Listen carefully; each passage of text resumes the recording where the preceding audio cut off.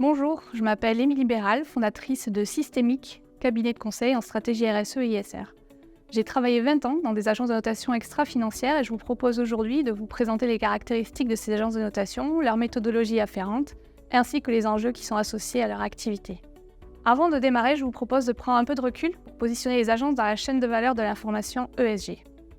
Le développement combiné de la finance durable d'un côté et des dispositions réglementaires en matière de reporting et de transparence sur les facteurs ESG a développé le marché de l'information en développement durable au cours de ces dernières années. La chaîne de valeur de l'information en durabilité s'est considérablement structurée pour accompagner ce mouvement autour de 3 types d'acteurs. D'un côté, les producteurs de standards et de cadres de reporting qui sont au centre de la chaîne de valeur, les producteurs d'informations ESG et enfin les utilisateurs de ces informations. Les agences de notation extra-financières que je propose de présenter dans ce module agissent comme des intermédiaires entre les producteurs d'informations, que sont les entreprises, et les utilisateurs de ces informations, que sont principalement les investisseurs, mais on a également d'autres acteurs de la société civile, comme les entreprises, les organismes gouvernementaux et les organisations non gouvernementales qui utilisent ces informations. Les agences et autres agrégateurs de données ESG fournissent des produits et des services similaires à ceux développés pour l'analyse financière, à savoir la collecte, l'agrégation, l'analyse et la notation de données ESG. Alors, première question à laquelle je voudrais répondre dans ce module, quelles sont les caractéristiques principales des agences de notation ESG ? Pour répondre à cette question, je vais vous parler du marché des données de la notation, des enjeux qui sont associés aux données ESG, des acteurs et enfin vous présenter le modèle économique des agences. Alors, le marché mondial des données extra-financières, qui sont axés sur des critères environnementaux, sociaux et de gouvernance, aussi connus comme critères ESG, a dépassé le milliard de dollars pour la première fois en 2021 et devrait dépasser les 5 milliards de dollars d'ici 2025 selon une étude prospective d'UBS. Cette croissance s'inscrit dans la dynamique de l'investissement durable mondial qui a connu une croissance continue au cours de la dernière décennie pour atteindre 41 billions d'euros en 2022 selon les PRI. Et en même temps, les évaluations ESG font désormais partie intégrante de l'activité des investisseurs puisque 43% d'entre eux déclarent en 2022 devoir intégrer ces critères-là dans leur stratégie d'investissement. Quels sont les enjeux des données ESG ? Les informations ESG diffèrent des informations traditionnellement rapportées dans les états financiers. En effet, d'une part, ces informations ne sont pas uniquement destinées aux investisseurs. Elles servent également les intérêts d'une variété de parties prenantes, comme des acteurs de la société civile, des ONG ou des salariés. D'autre part, les sujets qui sont couverts en matière ESG sont vastes et nécessitent des méthodes de mesure qui sont différentes en fonction des sujets traités. Enfin, et c'est un fort enjeu, il n'existait pas jusqu'à un passé récent de format universel de reporting en durabilité qui rend ces informations difficilement accessibles et comparables. En résumé, la donnée en durabilité est fragmentée, non structurée, non réglementée et donc difficilement comparable. Compte tenu de ces enjeux, les données ESG fournies varient d'une entreprise à une autre et génèrent beaucoup de travail pour les collecter, les traiter et les consolider avant même de pouvoir les analyser. Qui sont les acteurs de ce marché ? Historiquement, certains investisseurs avaient commencé à récolter eux-mêmes la donnée ESG, en particulier à travers les données qui étaient publiées par les émetteurs, et ils ont développé des premiers modèles internes d'analyse.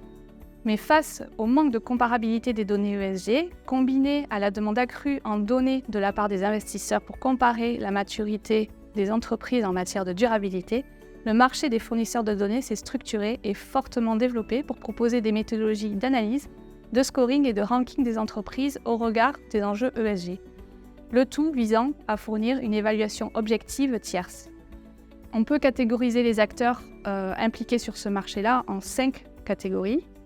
Premièrement, les agences de notation crédit, qui ont commencé à développer des notations ESG en complément de leur offre traditionnelle, telles que Moody's, S&P et Fitch.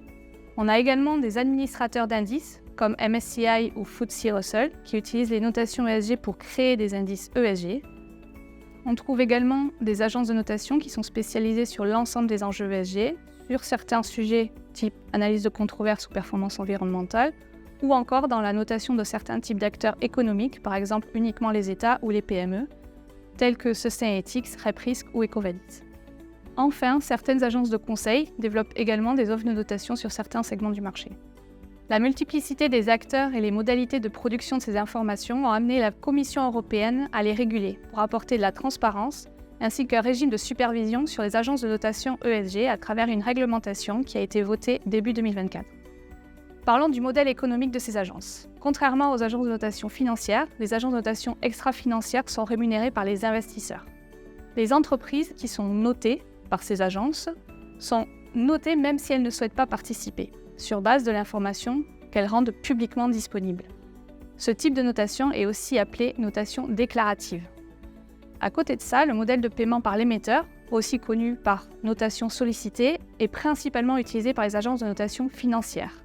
Et ce modèle-là n'est pas encore totalement reproductible dans le contexte des notations ESG car tous les émetteurs n'attachent pas une valeur informative à leur notation. Dans le cadre des notations déclaratives, les investisseurs souscrivent à des abonnements auprès des agences de notation extra-financières pour accéder à des univers d'entreprise, à des périmètres de données et à un niveau de granularité et d'historique qui peuvent varier et qui sont disponibles à travers des plateformes dont les fonctionnalités permettent de répondre à ces besoins. Les notations ESG peuvent également être utilisées par les entreprises qui cherchent à mieux comprendre les risques et les opportunités en matière de durabilité qui sont liées à leur activité ou à celle de leurs partenaires, y compris à des fins de comparaison avec leurs pairs. Maintenant que nous avons posé le décor du marché et des caractéristiques des agences de notation extra-financières, parlons de leur méthodologie. L'Autorité européenne des marchés financiers, l'ESMA, définit la notation ESG comme une opinion, une note ou une combinaison des deux, qui concerne le profil ou les caractéristiques ESG d'une entité, d'un instrument financier, d'un produit financier ou d'une entreprise. L'exposition au risque ESG ou l'impact sur la société et l'environnement, le tout étant basé sur une méthodologie établie, un système de classement défini de catégories de notation et qui sont fournis à des tiers. Une méthodologie d'analyse se définit à travers 3 aspects: l'objectif de la mesure, les sujets couverts par cette analyse et le processus qui est suivi pour aboutir aux notes. Les notations et les scores ESG peuvent avoir des périmètres de couverture complètement différents. On peut couvrir des classes d'actifs différentes, émetteurs entreprises, collectivités locales, souverains, projets. On peut également couvrir des géographies qui sont différentes, pays émergents, Europe, Asie. On couvre également des tailles d'entreprises qui sont différentes. Les notations de PME vont reposer sur des méthodologies différentes que pour les grands groupes cotés. Elles peuvent également mesurer différentes choses selon les agences. Le niveau d'exposition et le niveau de gestion des risques ESG, le niveau d'exposition et ou de gestion des enjeux ESG pouvant affecter la valeur de l'entreprise, le niveau de transparence en matière de données ESG, le niveau d'impact des facteurs ESG dans les notes crédit. Ces notations peuvent être également rétrospectives ou prospectives. L'analyse des enjeux peut également diverger selon que l'agence adopte une analyse de matérialité financière et ou d'impact dans ses évaluations. La compréhension des méthodologies sous-jacentes de ces notations est donc stratégique pour pouvoir identifier celles qui sont les plus pertinentes pour l'usage recherché, interpréter correctement les résultats et intégrer ces informations dans les processus internes d'investissement. Les scores et les ratings produits se traduisent sur des échelles différentes en fonction des acteurs, utilisant des scores, des lettres ou des signes pour positionner les entreprises en comparaison avec leurs pairs. Ces notations seront délivrées à des niveaux de granularité variés, au niveau consolidé le plus souvent, sur chacun des piliers E, S et G, ainsi que sur les critères qui sont sous-jacents à chacun des piliers. Quels sont les enjeux couverts par ces méthodologies ? Les critères de durabilité sur lesquels reposent les analyses sont souvent communs aux différents acteurs et abordent les enjeux de durabilité associés aux 3 piliers environnementaux, sociaux et de gouvernance, comme le climat, la biodiversité, la promotion de la diversité, la gestion des droits humains, l'intégration des facteurs ESG dans la rémunération des dirigeants ou dans les systèmes de contrôle interne. Ces référentiels d'analyse constituent un cadre standard qui va ensuite être contextualisé aux spécificités de l'entreprise, c'est-à-dire le plus souvent de sa taille, de sa gouvernance, des pays dans lesquels elle opère, des typologies de produits et de services qu'elle développe ou de son secteur d'activité. Ces référentiels d'analyse reposent pour la majorité sur des normes internationales telles que les principes directeurs de l'OCDE, la Déclaration universelle des droits de l'homme, les conventions internationales de l'OIT. Troisième élément définissant les méthodologies, le processus d'analyse qui est suivi pour pouvoir produire les notes. La première étape consiste à conduire un paramétrage sectoriel. L'objectif est de contextualiser le référentiel d'analyse pour pouvoir comparer les entreprises d'un même secteur sur un périmètre commun de données ESG et ainsi permettre la comparabilité et la pertinence de l'analyse. Par exemple, les salariés du secteur de la chimie ne sont pas exposés de la même manière à l'enjeu d'hygiène et de sécurité que ceux du secteur des banques. Cet exercice aboutit à une pondération des enjeux analysés qui traduit l'importance de ces enjeux pour le secteur, ainsi qu'à l'identification des indicateurs qui sont spécifiques au secteur et qui peuvent être analysés, comme par exemple les émissions de CO2 qui sont liées aux activités d'extraction de pétrole. Deuxième étape, la collecte d'informations. Quelles sont les sources qui sont utilisées pour conduire ces notations? On en trouve 3 en majorité. D'une part, les données qui sont rendues disponibles par les entreprises. Les données publiques qui sont présentes dans les rapports de durabilité, les rapports intégrés, les rapports annuels, les présentations aux investisseurs ou à travers des questionnaires dédiés qui sont envoyés par les agences de notation. Deuxième type de données, c'est les données qui sont publiques et rendues disponibles par des organismes internationaux ou des agences gouvernementales. Et enfin, des données qui sont issues de fournisseurs spécialisés et des parties prenantes, type controverses, procès, etc. La digitalisation des informations ESG, la standardisation du reporting associé ainsi que le développement des outils de machine learning sont des opportunités qui permettent d'optimiser cette étape du processus, souvent opérée par des spécialistes de la collecte en données ESG. Troisième étape, l'analyse des données. Une étape de standardisation des données collectées vise à accentuer la comparabilité des informations en convertissant par exemple les données publiées par les entreprises sur des unités communes, par exemple des kilojoules en mégawattheure. Des experts ESG analysent ensuite ces informations afin de déterminer si l'entreprise traite l'enjeu ESG, quel est son niveau de maturité dans la gestion de cet enjeu ou son niveau d'exposition, identifier les bonnes pratiques et analyser leur exposition aux controverses et leur gestion associée. La nature des informations analysées sont de différents types. Engagement de l'entreprise, objectifs fixés, responsabilités allouées aux enjeux, moyens et ressources mis en œuvre pour pouvoir atteindre ces objectifs, KPI, tendances, etc. L'absence d'information sur un enjeu ESG est souvent pénalisée dans le scoring. La transparence est un pilier fondateur de l'engagement sur les enjeux ESG et ceci explique pourquoi les agences pénalisent les entreprises en l'absence d'information. Des modèles se développent pour estimer ou permettre une comparaison relative des performances des entreprises sur certains indicateurs quand l'information est absente, en se basant sur des caractéristiques économiques. Dans ce cas, l'information est identifiée comme telle auprès des clients investisseurs. Une fois les analyses finalisées, une analyse des meilleures pratiques, des niveaux de performance relative et des rankings sont produits pour pouvoir être ensuite enregistrés dans les bases de données propriétaires des agences de notation et livrés sur des plateformes de diffusion auprès de leurs clients. Pour terminer ce module, je voudrais évoquer avec vous quelques perspectives liées au marché des agences de notation extra-financières. Nous avons évoqué plus tôt la proposition de loi validée en Europe visant à réguler leur activité.